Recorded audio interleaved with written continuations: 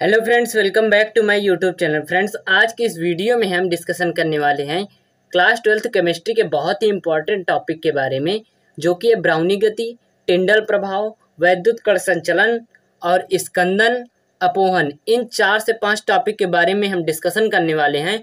और ये टॉपिक जो है ना, बहुत ही इंपॉर्टेंट है। एग्जाम में हर एक साल किसी न किसी रूप से जरूर पूछे जाते हैं, तो आप इनको ध्यानपूर्वक समझिएगा।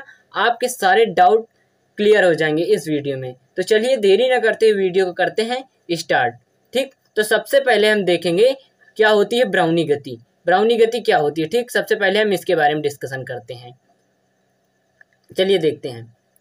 कोलाइडी विलियन में आपने ये जरूर सुना होगा। अगर आपने इस चैप्टर को कम्प्लीटली पढ़ा है तो आप कोलाइडी विलियन के बारे में जरूर जानते होंगे। ठीक, तो कोलाइडी विलियन में क्या होते हैं, कोलाइडी कण होते हैं। तो उन कोलाइडी विलियन में कोलाइडी कणों की निरंतर टेढ़ी मेढ़ी गति को क्या कहते हैं, ब्राउनी गति कहते हैं। ठीक, जो कोलाइडी विलियन होता है उसमें क्या होते हैं, कोलाइडी कण पाए जाते हैं। और उन कोलाइडी कणों की क्या, जो निरंतर क्या टेढ़ी मेढ़ी गति करते रहते हैं, उस गति को क्या कहते हैं, ब्राउनी गति कहते हैं। ठीक, यह गति क्या होती है, कोलाइडी कणों के बीच टक्कर के कारण होती है। ये क्वेश्चन जरूर पूछा जाता है कि आखिर जो ब्राउनी गति होती है किसके कारण होती है। तो यहाँ पर आपको जवाब देना होगा, कोलाइडी कणों के बीच जो टक्कर होता है उसके कारण ये गति होती है। ठीक, तो आपको ब्राउनी गति समझ में आ गया। आप चलिए देखते हैं टिंडल प्रभाव क्या होता है। ठीक, टिंडल प्रभाव, चलिए देखिए टिंडल प्रभाव क्या होता है। कोलाइडी विलियन में प्रकाश की किरण पुंज प्रवाहित करके, ये मान लीजिए क्या है, आपका कोलाइडी विलियन है। ठीक, इस पात्र में क्या है, कोलाइडी विलियन भरा हुआ है।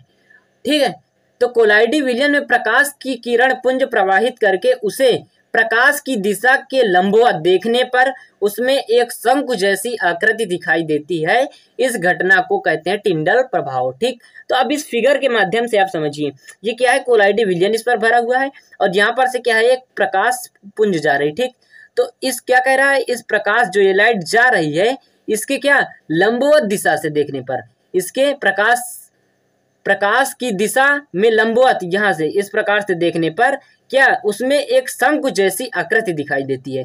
इस विलियन में क्या होती है, एक शंकु जैसी आकृति दिखाई देती है। ठीक, इस घटना को ही क्या कहते हैं, टिंडल प्रभाव कहते हैं।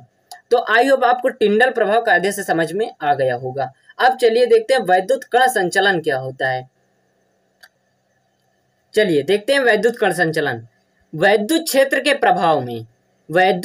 के प्रभाव में कोलाइडी कणों का, जो कोलाइडी कण होते हैं उनका विपरीत आवेशित इलेक्ट्रोड की ओर गति करना वैद्युत कण संचलन कहलाता है। ठीक, ये मान लीजिए कोई पात्र है, इसमें यहाँ पर एक इलेक्ट्रोड ऐसे लगा है। ठीक, यहाँ पर मान लीजिए, और इस प्रकार से यहाँ पर लगा है।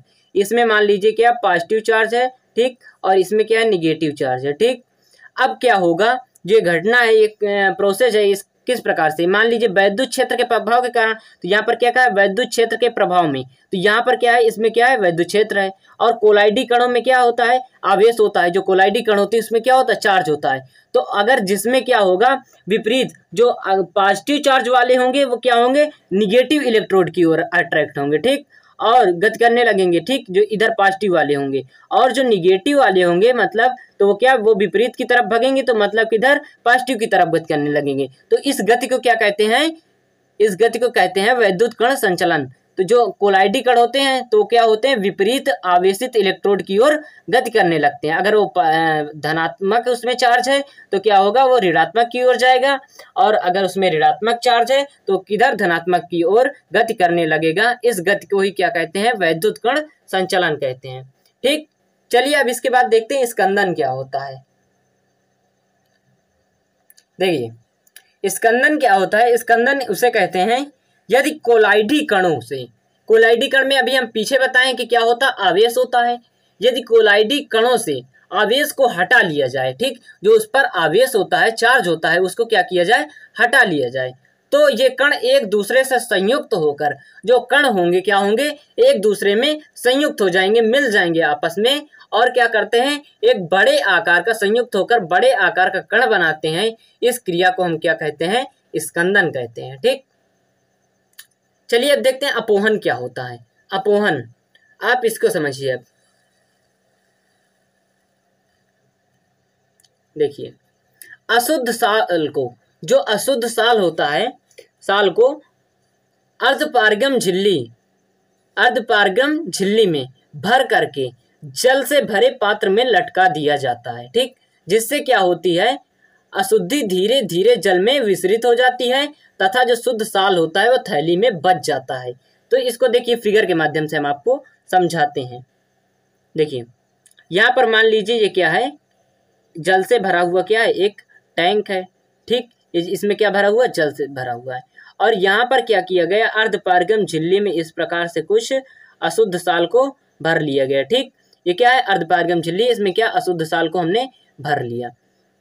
जब इसको भर के अब इस जल से भरे हुए टैंक में क्या कर देंगे, जल से भरे पात्र में लटका देंगे, तो इसमें जो अशुद्धियां होंगी इस पात्र में, जो अर्धपारगम झिल्ली में भरा हुआ साल है, इसकी अशुद्धियां क्या होंगी, इस जल में क्या हो जाएंगी, विसरित होने लगेंगी। मतलब पार कर जाएंगी, इस पन्नी को क्या करेंगी, वो झिल्ली को क्रॉस कर जाएंगी और जल में विसरित हो जाएंगी। ठीक, जब जल में विसरित हो जाएंगी तो क्या होगा, इसमें जो शुद्ध साल है वो क्या हो जाएगा, बच जाएगा। जो शुद्ध साल, इसमें क्या था, अभी अशुद्धियां थी, अशुद्धियां क्या हो जाएंगी, जल में विसरित हो जाएंगी, तो शुद्ध साल जो है वो इस थैली में बच जाएगा। ठीक, और यही प्रोसेस क्या कहलाती है, आपकी अपोहन होती है। यही क्रिया क्या कहलाती है, अपोहन कहलाती है। तो आई होप आपको ये समझ में आ गए होंगे, 5 के 5 टॉपिक आपको क्लियरली समझ में आ गए होंगे। अगर वीडियो आपको अच्छी लगी हो तो वीडियो को लाइक करके चैनल को सब्सक्राइब कर दीजिएगा। चलिए फिर मिलते हैं किसी नेक्स्ट वीडियो में नेक्स्ट टॉपिक के साथ, तब तक के लिए धन्यवाद।